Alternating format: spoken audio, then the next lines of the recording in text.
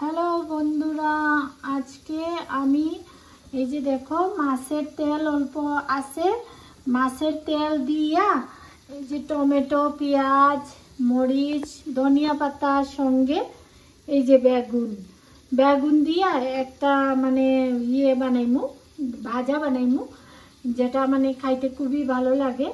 তোমরা দেখবাই আমি কীরকম বানাই, তোমরা লাগে আমি শেয়ার করবো এটা, তাইলে তোমরা আমার লগে চলো। মাছের তেলটা বানাইবার লাগিয়া আমি কড়াই বয়া দিছি, কড়াইটা গরম হয়ে গেছে।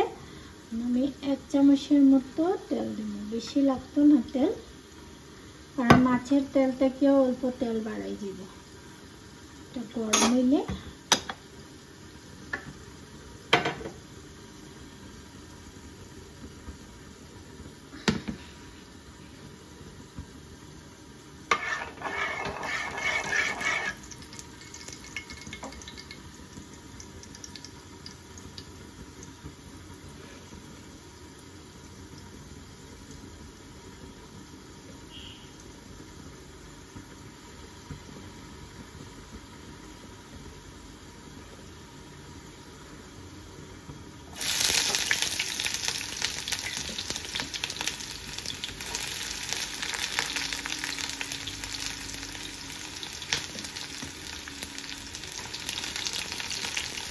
পেঁয়াজ আর মরিচটা আমি ডালে দিলাম, কাঁচা মরিচটা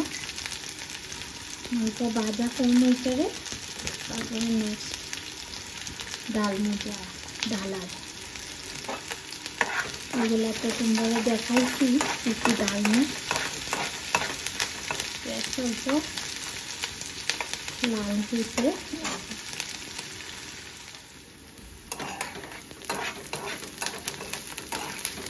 পেঁয়াজটা আরো অল্প ভাজা হইতে লাগবে। লবণ হলদি দিলাম, আধা চামচ লবণ,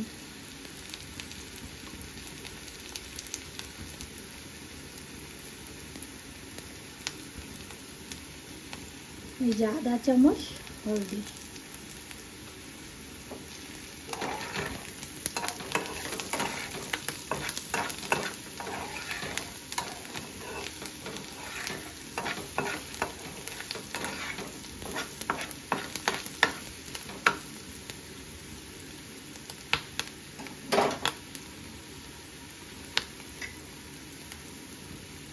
পেঁয়াজের মধ্যে এখন টমেটো ছাড়িয়ে দিন।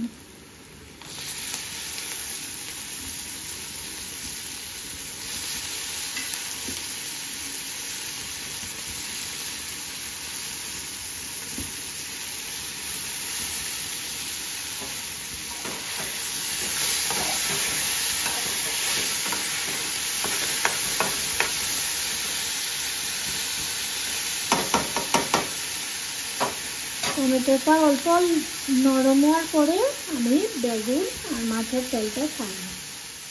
দেখো বন্ধুরা, টমেটোটা নরমই হয়ে গেছে, মানে তার মধ্যে মাছের তেল সঙ্গে এই যে মাছের তেলটা ছাড়লাম।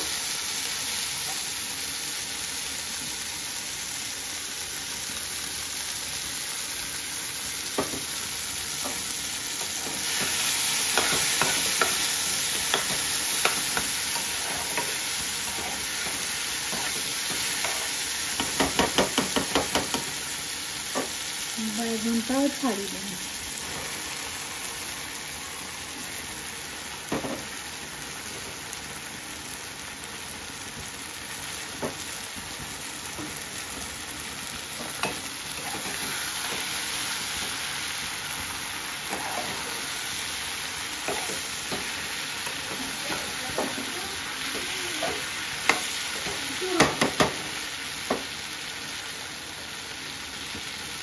पाँच मिनट लगे এটা ডাকিয়ে দেব।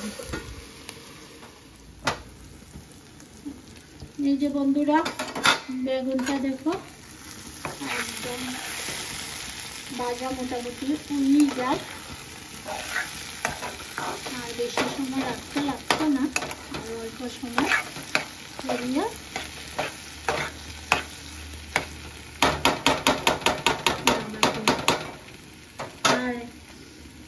এটা খাইতে খুবই স্বাদ হয়, তোমরা বানাইয়া দেখতে পারো মাছের তেল দিয়া। আর লাস্টে আমি এই ধনিয়া পাতাটা এই বেগুনে দিই। এই যে বন্ধুরা দেখো তেলটা, মাছের তেল আর বেগুনটা উড়িয়ে গেছে। এখন আমি এটার মধ্যে অল্প ধনিয়া পাতা দিয়ে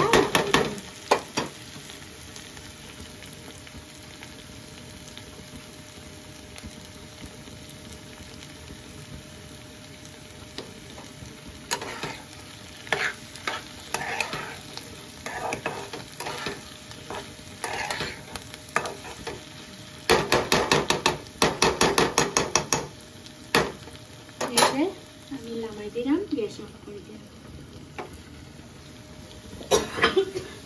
বন্ধুরা মাছের তেল দিয়া বেগুন দিয়া যেটা ভাজা করছি এই যে হইছে, দেখো কত সুন্দর হইছে দেখতে।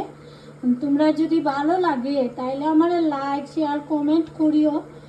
কমেন্ট করলে আমি বুঝতে পারবো যে আমার কীরকম ওর ভালো নি, আমি আরও ভালো করার ট্রাই করবো।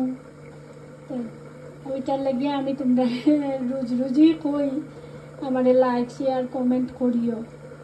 তো ঠিক আছে, আজকের লাগিয়ে আমি রাখি, বাই বাই।